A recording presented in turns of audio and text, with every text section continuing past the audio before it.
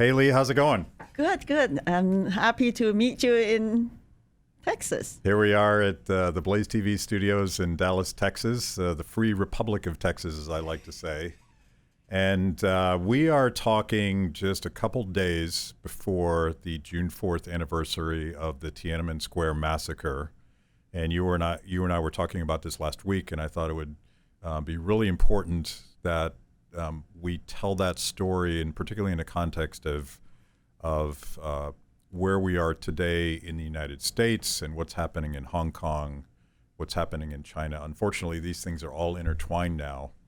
And I'm thinking what I want to get into is I see on social media more and more progressives commenting that China is doing it right when it comes to COVID and lockdowns. And I want to get into that. But you've done this show before. And I'll just remind people, I don't want to get into it too much because we spent an hour just talking about your history as surviving Mao's Great Leap Forward and the Cultural Revolution, and give us a quick recap of you growing up there, and how you got here. Yeah, I was born in China in 1958. I want to say this year because that's the Great Leap Forward, and Mao started, and followed by Great Famine, then followed by the Great Cultural Revolution, then open and reform. So I lived through the whole journey and survived it. So I would always love to tell my stories because I'm an eyewitness of the horror of communism and the evil of planned economy. Yeah, and your family was targeted and persecuted, and you spent, I think, a dozen years working essentially as maybe slave labor is too strong of a term, but you were we would call it exiled. Exiled labor. Yeah. And the alternative was probably death. Probably, or the family split to all different directions. Even kids have to be sent to somewhere. And we were very fortunate. Our whole family were exiled together for 9 years, from 1969 to 1978. And I was fortunate enough to be able to take the entrance examination when Chinese university reopened after 10 years. And that was my only way out from the exile life. And I passed the exam. 2 out of 1,000 passed. Yeah. And that's how I got myself out. And my parents were able to go back to their city and professional lives because the Chinese government just simply say, oh, sorry, we made a mistake. You can come back now. Your 9 years or 10 years, whatever years of life didn't really matter. And then they tried to erase the crimes committed in that. Yes. Yes. They say, oh, we didn't do anything. And you got to the United States on a student visa. How did that happen? After I finished university and I got a job in the central government. At that time, almost all the jobs in still government, and also job was assigned by the government. For some reason, I was lucky to be assigned to a job in Beijing and at the Department of Transportation Highway Research Institute. It's a very elite place. And so my first project was building the first freeway of China. And I am responsible for a lot of terms, and because they didn't have terms for, ramp, on-ramp, off-ramp, that kind of thing. And but after that, my parents were already in the United States as a scholar invited by different institutions in this country, and they told me, please come out to take a look because it's a different world. That time, China was getting better, and first time I had my own job and my own income, my own life. I said, oh, I don't need to. My father said, just come out and see. If you don't like it, you can go back. But many people don't have this opportunity. You have it. You should. Because they knew how our whole family, we are never followers of communism. We were never really brainwashed by them. We always had our opinion secretly. So they knew I would benefit by leaving China. So I did. And I fall in love with this place, and I never went back to live. I visited it, but yeah. So where did you arrive? Like, what was your first impression of the United States once you got here? I arrived first I arrived in San Francisco. That was a direct flight. And my mother's cousin welcomed me. And actually, my sponsor, we all had to have a sponsor in order to get the U.S. visa. My sponsor also lived in San Francisco. So I spent about 5 days, I think, in San Francisco. And I had terrible jet lag and motion sickness, because in China, we hardly even saw a car or ride a car. And so the airplane was bad. And in San Francisco, everywhere we went was on the in cars, and up and down, up and down. So the entire time I was in San Francisco, I was motion sick. And everything's strange. They put the clothes in the washing machine, and they dry it in the machine, and they took me to a department store, and you can touch the merchandise. The merchandise is not behind the counter, and you have to back them to show you, and you can touch it. And the shoes, you can try it on. And they took me there, and they got me clothes and got me shoes. I was so surprised. And so many choices of restaurants. And I remember went to a pizza place that have a gigantic organ, and huge. The whole wall was the organ, and played music. I was just so shocked on everything. And they have big dogs in the house. Dogs are not food, or and just and then my sponsor also have a boat. I don't remember what kind, sailboat or yacht. Now I don't remember. I just remember went to the river with them and to put something onto the boat. I already so scared. I said, please don't take me on the boat. I'm still motion sickness. They said, no, we're just scared to put something on there. Wow, you can have a boat. And everything, I was just surprised on every single thing. Overwhelmed by the freedom and the prosperity. Yes. That all young people in America now take for granted. They just assume that it's there. So you're coming to America and decide not to go back. And back in China, I don't know the exact history of the student movement and the protests that led to Tiananmen Square, but that it sounds like that openness allowed people to discover that there was a better way of life, one where you could speak your mind and own yourself. Actually, this is a very interesting question, but it's a very complicated and complex situation. Yes, openness. And China start to have thinkers, because it make us think.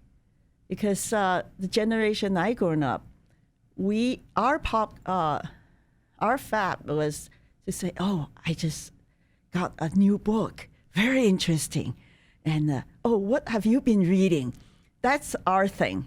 As a teenager or a student, that's fashionable to get a book to read and to know a little bit more information, truth about the world, and find a new dimension to see things and to think. That was so fashionable. We were just, that's our generation. So there were still some scholars. They survived the Cultural Revolution. They didn't give up. They returned, like my parents returned to universities and research institute and scientific foundations or labs, whatever.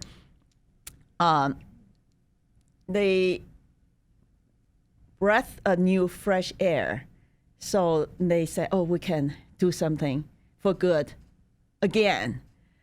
And some thinkers, and especially economics, a field of economics didn't exist in China, only called political economics. It was just Marxism.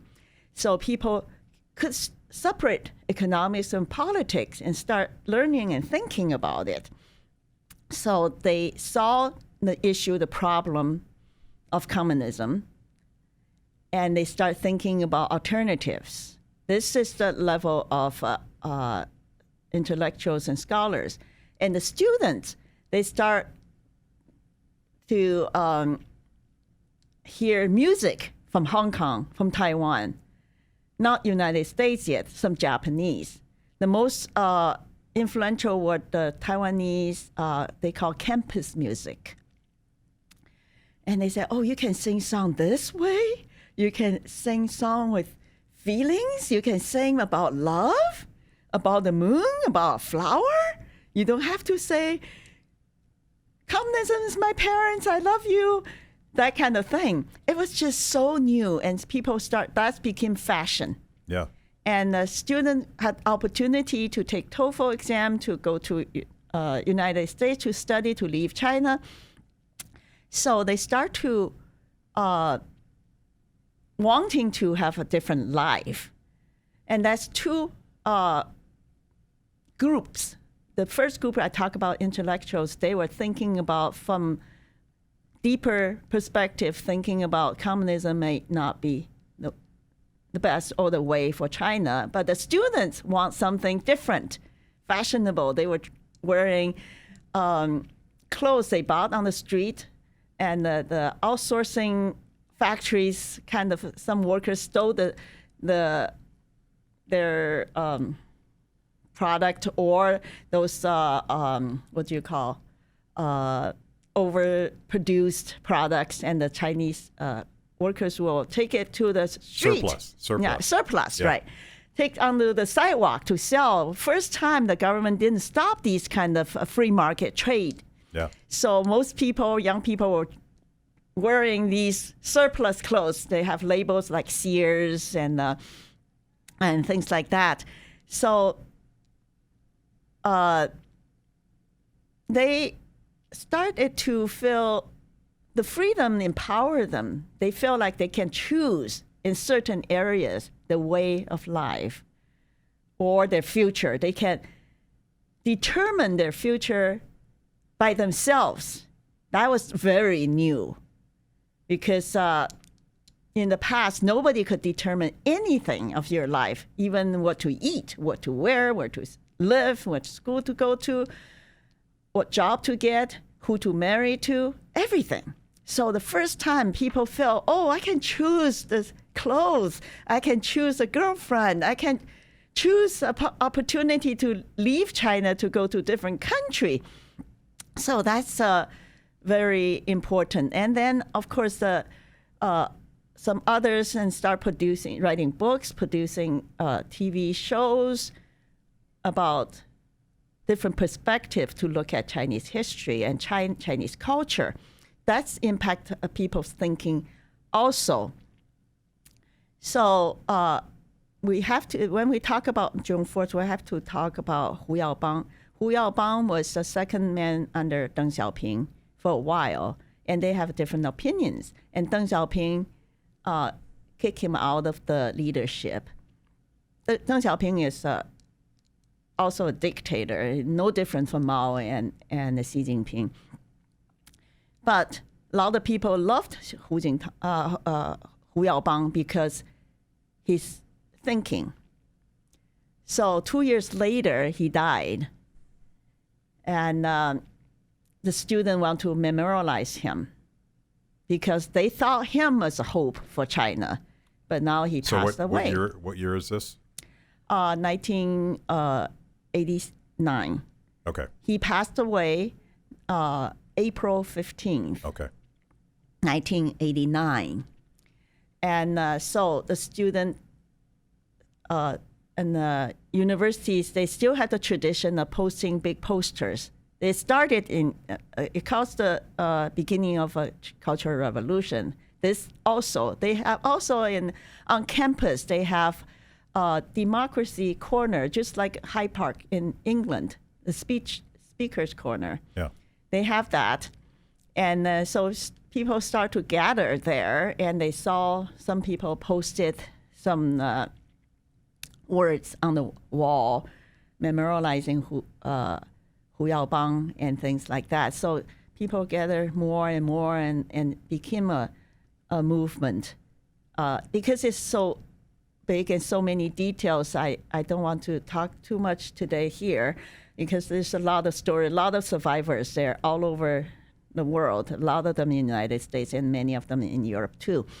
And so they started to gather, and then they marched to Tiananmen Square because that's where people gather. And also in 1919, on May 4th, the students of Beijing University and Tsinghua University went onto the street to protest. That's Chinese government call it the Youth Day. They're still celebrating it. We're reflecting on that. Is that any good, or what's the long-term and short-term influence of Chinese history and communists? That's another big topic. It's very, very interesting. But with that, the students still feel the spirit of that. So they started to march. At the beginning, they didn't have a clear agenda. And they just want to tell the government, tell the people, we love Hu Yaobang. He's a clean government official. And too many corruptions. We want China to, a government, Communist Party to be more clean. Yeah. And then Deng Xiaoping, for him, his first priority, his agenda is stability for his power, for communist government. So he didn't want to tolerate this. He didn't want to have a dialogue with the students. And he didn't want to admit this is legitimate, even though the Chinese Constitution saying the people have a freedom to gather, to protest, to march. So this wasn't about ideology at all. This No, was at the this beginning, was about they wanted to fight corruption. Right. And for him, it wasn't about ideology either. It was about control and power. Exactly. So he labeled the students as anti-communism, anti-China, and violent riot.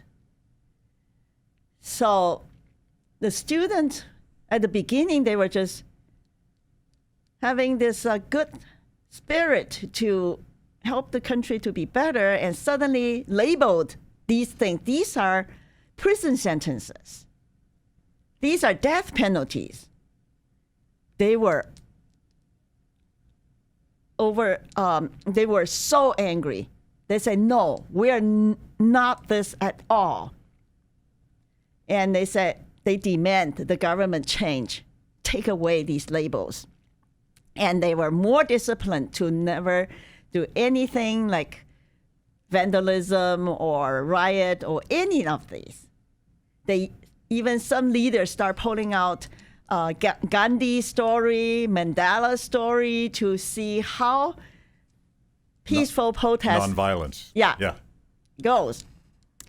And they start to went onto the street to demand open dialogue, freedom of press, because the media, they were very sympathetic. A lot of them had the same way of thinking of the student. They want to report, but they couldn't.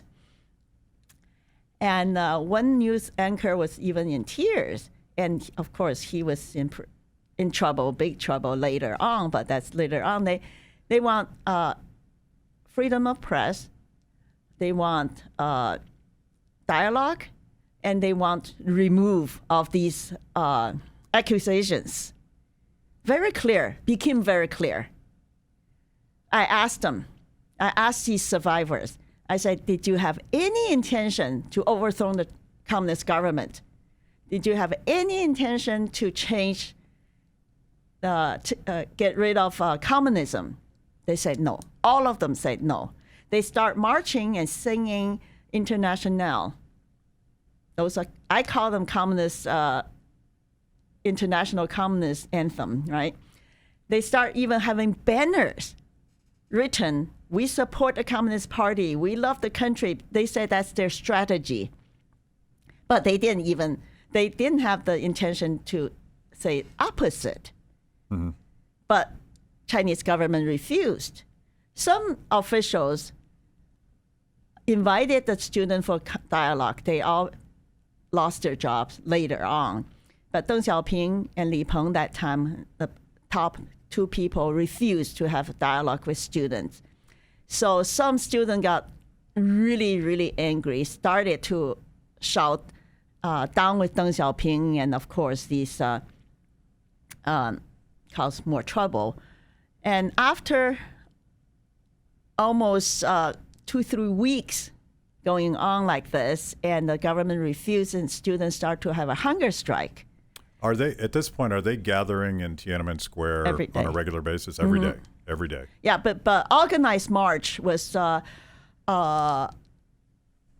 22nd, April 27th, and May 4th, yesterday. Yeah. And that's organized. Tens of thousands of students, a lot of them from other cities all over China, started to come in. And Hong Kong, with the contribution Jimmy Lai, they donated a lot of tents for the students to camp at the Tiananmen Square. And so at this point, it's a movement. Yes. Yes. It became a movement. A lot of citizens of Beijing joined them. Yeah. And they bring food, they bring things. They started their own broadcasting and all things.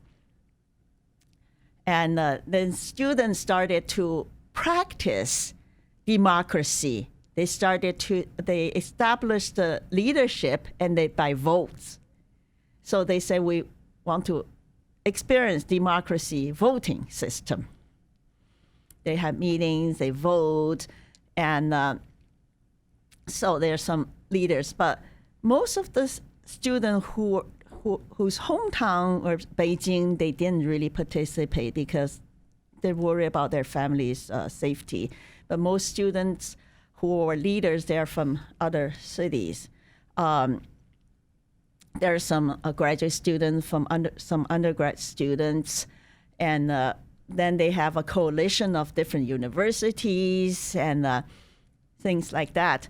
And the question we asked, I said, how about the scholars who started to think and establish think tanks and publishing books and articles before this, like in 1986, 85, 87, where were they? They said they chose not to participate because they were already in trouble with the Chinese government. Some already imprisoned and released. They say, if we participate, the Chinese government have more excuse to crack down. We just let these students have this kind of very benign kind of demand and see where they can go. Yeah.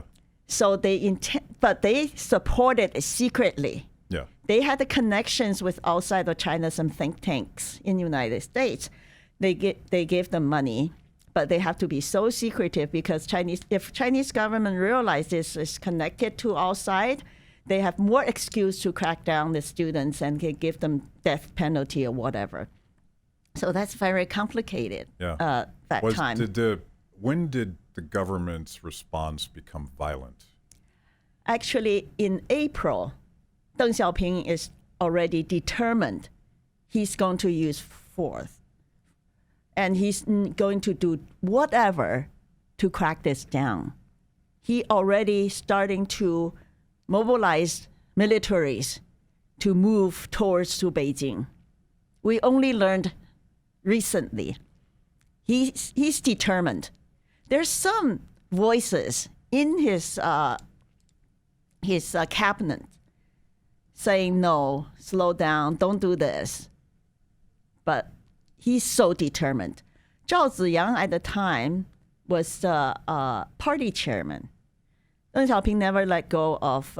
There's a 3 chairmanship in the central government. It's military chairman of military, party chairman, and country chairman of the country.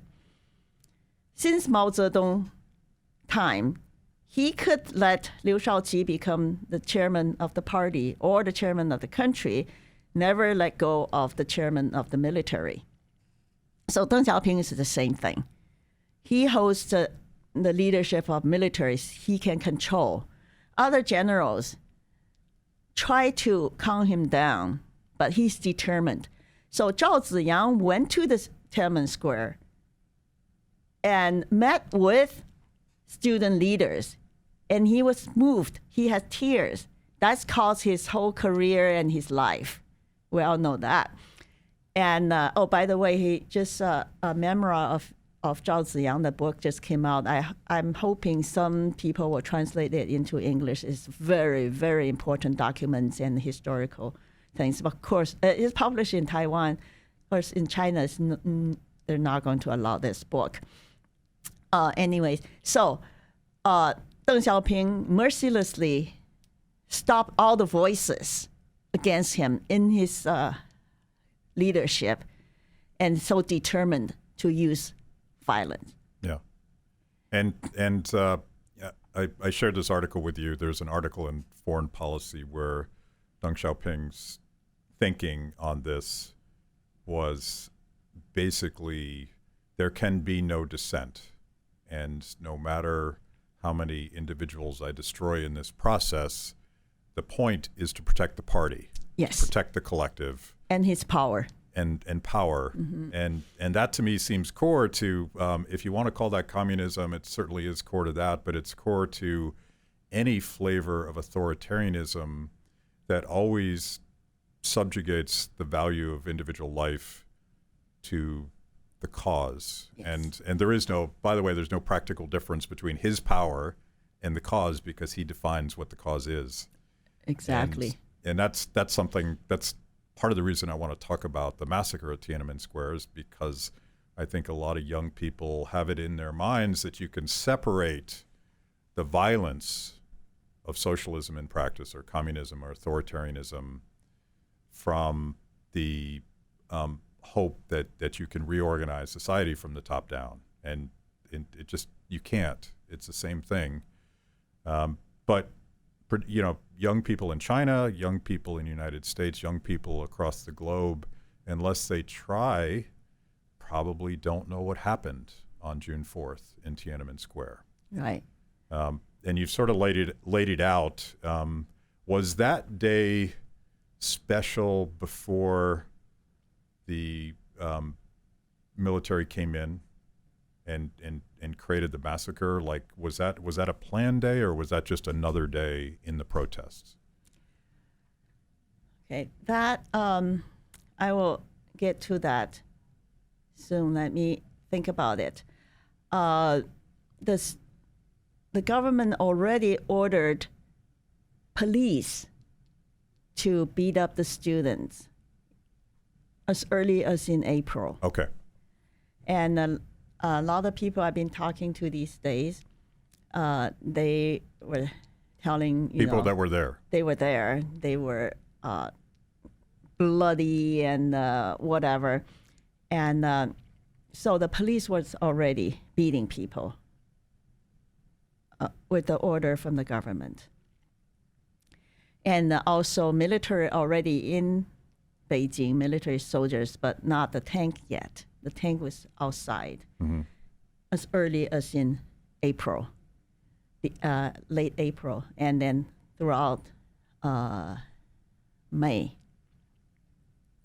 These days, with the blessing of Clubhouse, we're going day by day. From April 15th, we go day by day what happened.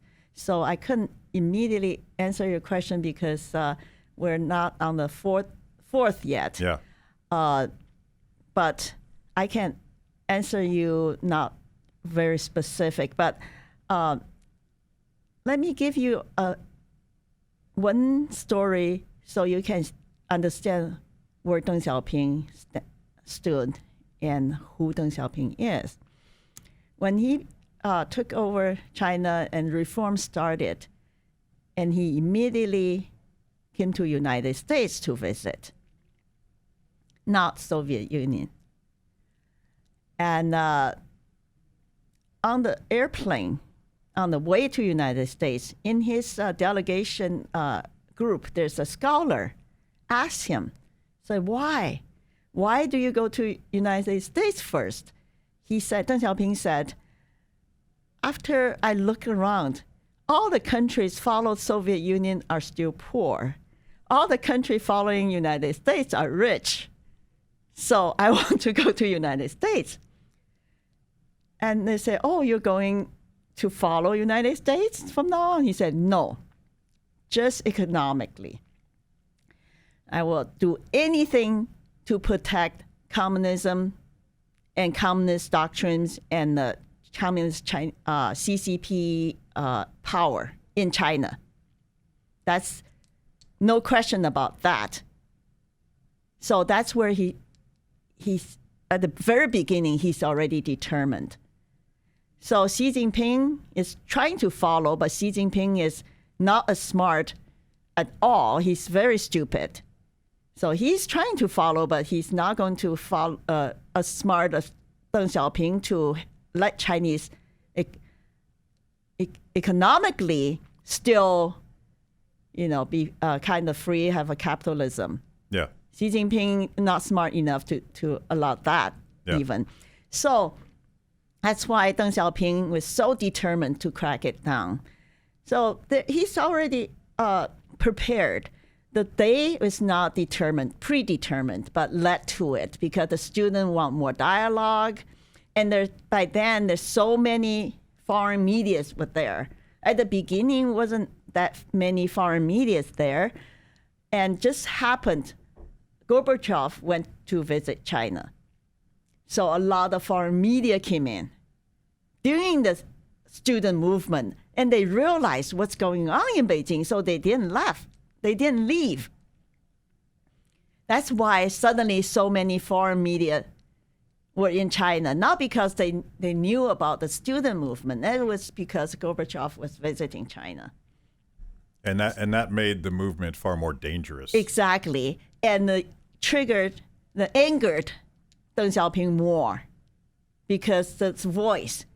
And the Chinese students all over the world started to march on the street. I was in Hawaii. I did too. That's way before June 4th. Yeah. We were also, we knew Chinese government tried to control information. That time in the United States, fax machine was household item already. But in China, only certain big companies or foreign companies or whatever has fax machines. So we were watching medias in the United States, and we faxed the information back to China. I remember I was told government realized that they sent armed 4 soldiers per fax machine in China, guarding it to prevent the Chinese people knew what is really going on. Because China is big. Outside of China, outside of Beijing, most people don't know what's going on. So another big contributor was Voice of America. Most people at that time had a shortwave radio already. Voice of America spread the news a lot to Chinese community because people were asking, how did the people in Shanghai or in Sichuan or wherever, Guangdong knew? They said these reasons.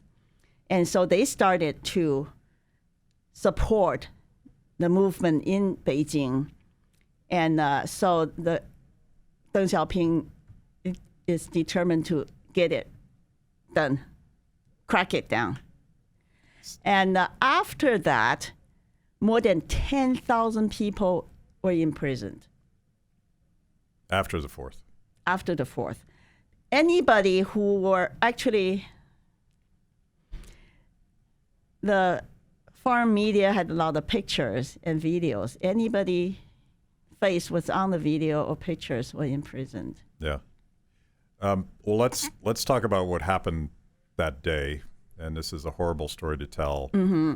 And I've told it before on my show, but I think people need to understand the lengths that the government was willing to go to crush that movement, which was sparked by a modicum of freedom, and it wasn't an ideological movement, but the students, by all accounts I've read, were caught totally off guard by the army coming in and mowing people down with guns and then with tanks. And they were promised again and again that they would have a chance to leave, but then they weren't. What have you heard on Clubhouse from people that were there that day?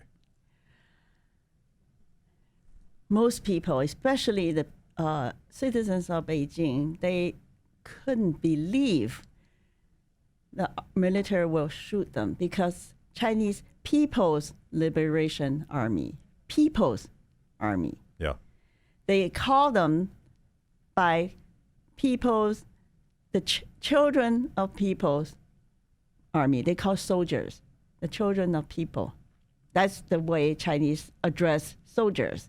They say, how can children of the people shoot the people?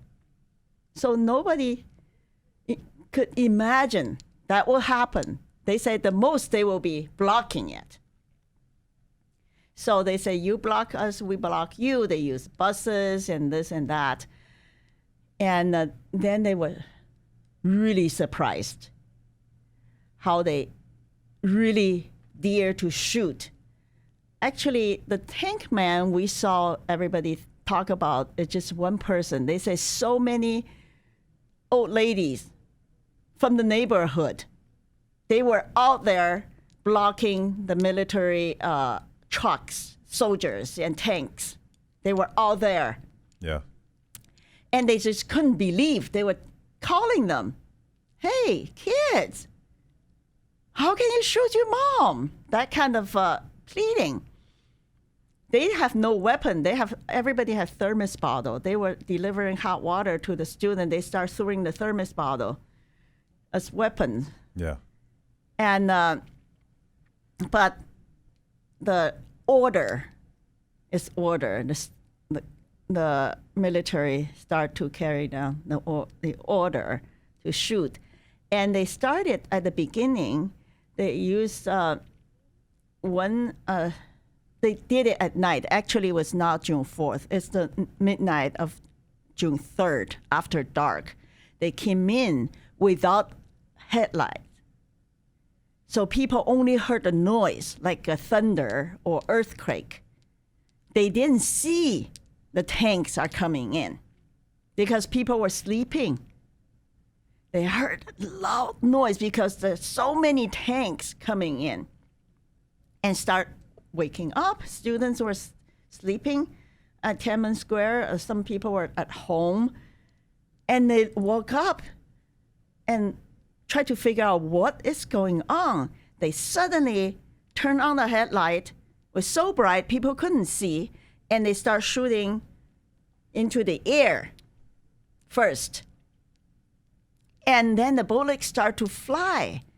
I remember my cousin said he and his girlfriend at the time just walking there and suddenly saw the bullets flying. They immediately got onto the ground and crawling away.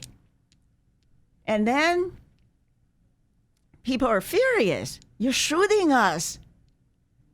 And started to stood up. And then they lowered their, what do you call that? Cannon. Machine gun. Yeah. And start to shoot. Yeah. And then they want to get rid of the evidence, so they start to run over the people they were shooting.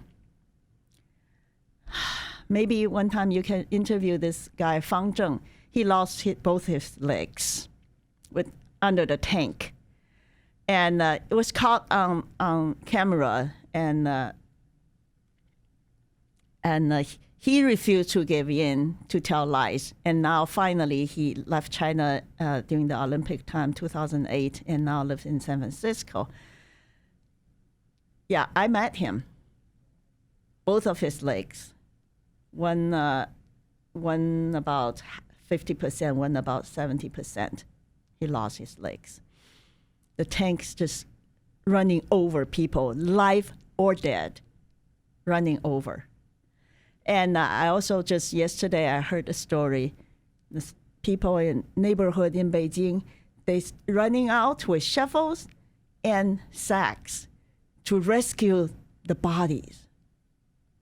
They get a shovel the remains and put in the sacks and dragging them away, so they could be at least in dignity, and they will bury them on the flower bed next to the street. There's countless, and they water hosed the blood. Yeah. They said 200 people, and 4 military people died.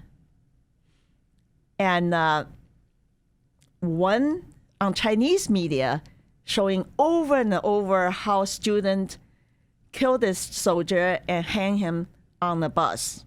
Actually, it wasn't the truth, because he used his machine gun, killed 4 people before the people went jump on him and beat him up, and he died. And they put his body there with the banner saying a murder of 4 innocent people. And of course, the Chinese government don't show that. That's only one person really died under the student's hand. The other 3 actually was accident, total of 7. The others all accident within the crowd. Yeah. And one military guy who died became a hero. He was a military reporter. He wanted to get footages, but he didn't want the student to beat him. So he changed the clothes. He took off his uniform. He went to get the pictures, and military shoot him. Yeah. He died under his own comrade's bullet. So that's all really lied. And then the Chinese government said only 200 civilians died. No. So there's a recently released, I think it was released in 2017, a British diplomat wrote a memo that had been under wraps until 2017. He was there and he was talking to his sources within the Chinese government, and his estimate, and he tells lurid details of what happened to students, women, children, but he estimates 10,000 people died at Tiananmen Square, which is very different, obviously, from the government story. It maybe doesn't matter so much that all we know for sure is that a lot of people were slaughtered, and the intent clearly was not to send a message. The intent was to eradicate them. Yes. And that's what they did. They disappeared them physically, exactly. ground them up, and washed them down the drain. The measure the Chinese, the Deng Xiaoping and the CCP did afterward was no history. It was like that. Wipe it out. Wiping it out. And like you said, people disappeared. And at the time, immediately, what we heard was 6,000 to 8,000. Now with this, I'm not surprised. 10,000. I'm not surprised. It's not exaggerating. But a lot of people, even the survivors, under the severe pressure of the Chinese government, they denied. The parents, they denied they were killed. The children were killed at Tiananmen. One lady I know of, I said this man, Fang Zheng, he lost his both leg. He was with another person with him at the same time, lost a leg also. But later on, until today, she said, I had the accident. It was a bus accident. She refused to omit the truth. Very few people dare to. She didn't want to be disappeared. Or their parents. Yeah. All these people, the people who left 30 years ago, 32 years ago, until today, they haven't met their parents. They couldn't. Yeah. They couldn't go back to China. Their parents couldn't go out. And children also. Very sad. And 10,000 people were imprisoned right after. A lot of citizens, a lot of students. And some just, my cousin's story, he wasn't participating at the students' demonstration. He that time, he was already finished school. He was teaching in the university. He was just standing there, and he saw the student was so hot, chanting and walking and very tired. So he saw an old lady selling popsicles. He bought all the popsicles from that old lady and given to the students. Only that, he has to run for his life to United States. His son had a leukemia in China, his wife taking care. Then the son died a few years later. He couldn't participate any of those. Yeah. Just because he gave popsicle to the student. So just, you can imagine the degree, the method they intimidate people. That's why so many people who were there refused to speak out, and they try to forget about it. They don't tell their children. There's a group called the Mothers of Victims in Beijing. They're trying to collect names and numbers of people who died there. They visit all these people. Most people say, no, my child died some other reason, and they refuse to say because it's just they need to live. They don't want to live in prison. They don't want to be disappeared. And one scholar, he was forcefully to go to United States from prison. They just sent him on the airplane to United States because they want him disappeared. It's too dangerous to execute him because he's too well known. Until today, nobody knows where his citizenship is. He has no passport, nothing. He lives here. He wanted to go back to China, but there's no record he never left China. His record was still at the prison. Yeah. After 30 years. And some people in and out of the prison. And I just heard yesterday, one person, he was student leader, also outspoken. Just yesterday, he was traveling somewhere and dropped off the cliff and died. It happened. One guy said his cellmate finally got out and then took his girlfriend to Thailand for a vacation after prison, and just car accident. Yeah. Countless like this. So under that kind of pressure, most people try to forget or silence themselves. And I'm really encouraged by the few people. They still not let go and keep talking. I asked you this question about is there a thirst?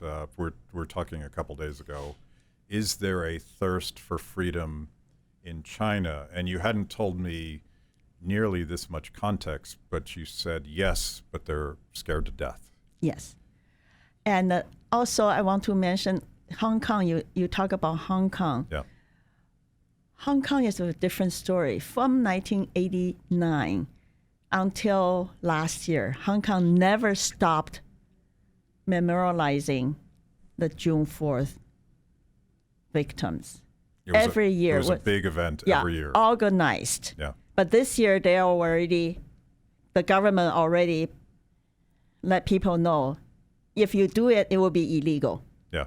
But I knew people in Hong Kong. They're going to go there with a candle individually, just to sit there without organization. They're going to still do that. I hope the international community will support that and start more. I was at the University of Toronto. They have a place, have a statue, has a plaque memorializing June 4th.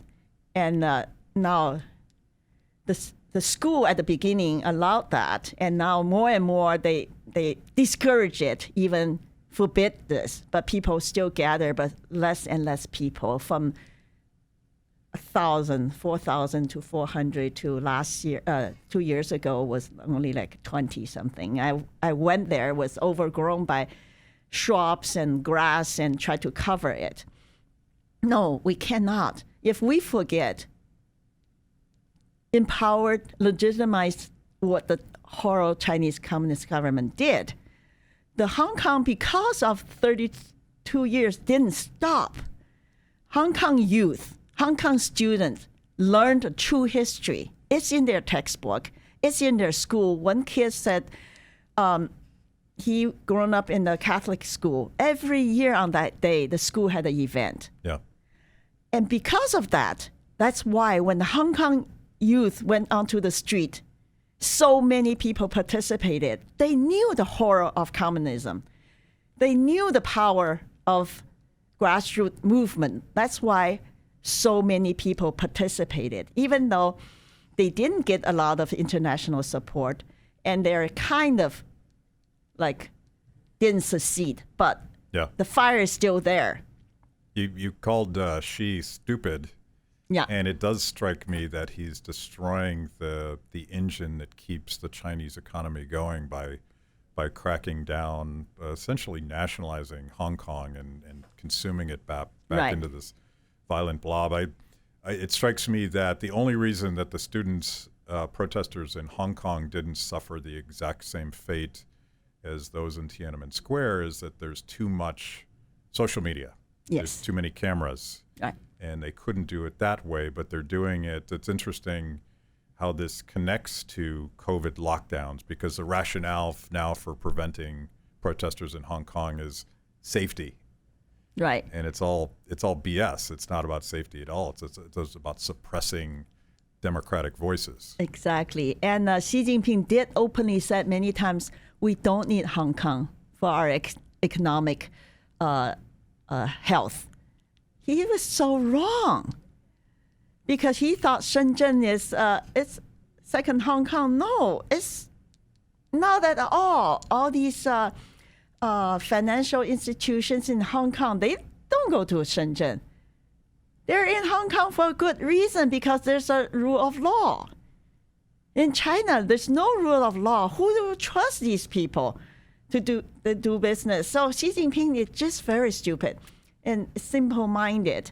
So he didn't know how important economically Hong Kong is for China. Yeah. And I think the COVID-19 is somehow gave Xi Jinping some time, but it's not going to last. And also his way of locking down and hide truth, many part of the world, the government copy it, thought that was a good model and success story. They don't know the whole truth. It's not a success story. It's not a good way to go. Locking down, there's no proof will prevent or stop the pandemic. China didn't. They blame India. Yeah. They blame people who returned to China, brought back the pandemic. Now they blame foreigners. And they're still having a lot of lockdowns, but they lie. They say no lockdown in China anymore because we don't need to. No vaccines necessary because we don't need to. We give vaccines to Brazil, to Indonesia. No, in China, if you don't get vaccine, you're going to be put in prison. Yeah. You will lose your job right now because they were so scared because it came back. Different strength of the virus came back. A lot of them no symptom anymore, not fever, not short of breath anymore. But you test positive.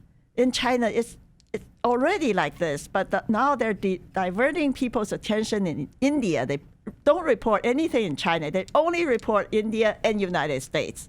There's, I see this again and again, Western planners, and particularly Americans on the left are openly embracing the Chinese model, and just that phrase gives me chills. But the Chinese model to them is aggressive, authoritarian lockdowns, followed with vaccination passports built on the social credit system, and it's built. The entire theory is built on a mountain of lies. There's no way that the Chinese data is right. I mean, think about the erasing the history in Tiananmen Square. You were telling a story about Wuhan and the traditions of how you send off the dead. I don't know what the right phrase is, but explain what happened, because they're claiming that everything's fine. Is everything They're claiming fine? only 4,000 people died. Yeah. But I think that number times 10 or even times 100, I'm not surprised, because people in China have a way of seeing the truth. One example is on the fourth day of fifth month in lunar calendar in China is the tomb sweeping day. People go to their ancestors' tomb to burn fake money, and now fake iPhone, fake cars, fake Rolex, whatever, to send to the dead people for them to use in underground. So you burn things in a ceremony to send stuff to your deceased relatives. And this year, people, the line, by cars, the line going to cemeteries was so long, some people waited for a day, couldn't get to it. And people start burning these paper stuffs, paper money on the street in front of their home, because they couldn't go to their dead family members' gravesite. Some didn't even have a gravesite because they got an urn of ashes. They don't even know it's their family member. They just get one. And so some of them still at home. So they start burning these things on the street, because the Chinese people all live in high rises, so they have to burn it on the sidewalk. I saw videos, almost no gaps on the street. People are burning. That tells every family has somebody died. And also another indication, people say how many cell phone numbers were canceled in Wuhan. It's so huge. And your cell phone is canceled because you died. Because you died. Yeah, because Chinese cell phone number are strictly controlled. It's part of the social credit system, right? Exactly. Yeah. It tied to everything of you, your ID. Number one is your ID. Number two is your cell phone number. Then you tied to your bank account. And your job and everything. Even I try to run the bicycle with my app because I don't have a Chinese ID. I'm not part of their social credit system. I cannot even use that app to run the bicycle on the street. Yeah. And it's so controlled. So only when you die, you give up your cell phone number. So that indicates. And that data exists, and it's unfathomable. Yeah. And the people, one person risks his life to record something on Twitter saying she works at the crematory. Before they work 8 hours a day. Now they said they work 24 hours a day, and they pile people. Before they put one body at a time. Now they pile as many bodies as possible at a time. They couldn't burn all the bodies delivered to their place. So the Chinese model is a lie. Total lie. So we're running out of time, and the question I'm about to ask you, you would probably want to spend a long time on, but I'll ask you to respond to this romance that some Americans are having with the Chinese model. You escaped communism. Yes. You love America. what would you say to people that think we should be more like China? Oh, stop. China is under dictatorship. The Chinese Communist Party is evil. There's nothing we need to learn from them. Nothing. I will ask people who are in position to stop empowering Chinese government. Stop giving them credit, because those are all based on lies. And when you empower them, when you say their model is good, we're following you, you're empowering them. And if you don't empower them, they're going to collapse in very short time, because everything there is on the freaky, shaky ground.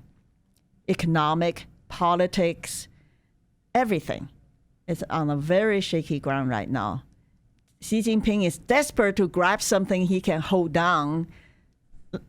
I think the COVID-19 gave him some hope, because people thought his model is a good one. No, it's not true. It's also dragging other economies down with him. Exactly. So it levels the playing field downward. Right. Even his One Belt, One Road initiative is about to totally collapse, because he doesn't have that much money to bribe people. Yeah. Okay, well, thank you for this story. I learned so much today that I didn't know, and I really appreciate you joining me. Thank you. Thank you for having me. That was awesome. You were fired up. Yeah. That was amazing. Where can I get more content just like that? It's a great question. You're clearly a discerning consumer of the best content. Make sure to like the video, subscribe, and click the bell. And if you're consuming podcasts, go to Apple, Stitcher, anywhere you get them. I'm in. Kibbe on Liberty, honest conversations with interesting people.